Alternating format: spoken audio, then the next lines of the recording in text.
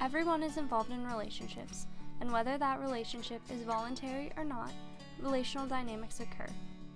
Relational dynamics include dialectical components, or conflicts that arise in relationships.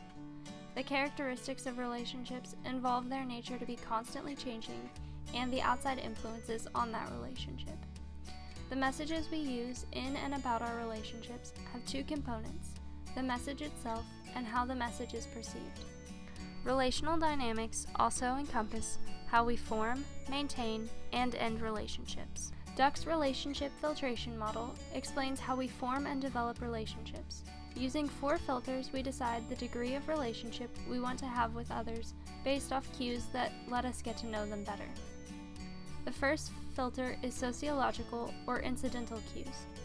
This filter says we can only know a certain amount of people based on where we live, work, or go to school. The second filter is pre-interaction cues. Pre-interaction cues occur before we ever communicate with the individual. These cues include information we gain about the individual from other people and from their appearance. The third filter is interaction cues.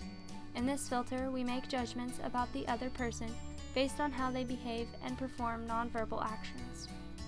The fourth and final filter is cognitive cues.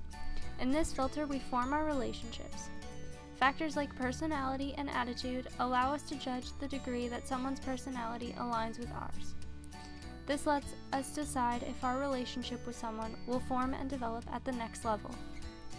Duck's relationship filtration model can help us understand why we form the relationships we do. This is evident in how I formed my relationship with my best friend Maya. Maya and I met as freshmen in high school. Neither Maya nor I knew many people in our class of 250 girls.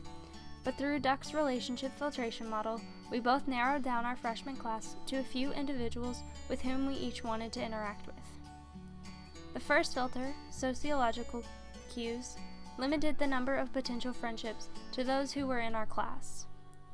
The second filter, of pre-interaction cues, like the appearance of other classmates and how they behaved in class, allowed me to form impressions of them and further narrow down who I wanted to interact with. During the interaction cues filter, I formed opinions of Maya based on her verbal and nonverbal communication.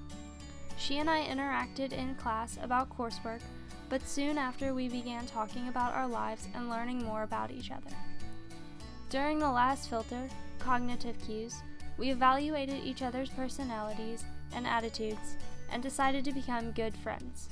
It was through Duck's model that we narrowed down our class from 250 girls to just each other through the series of 4 filters.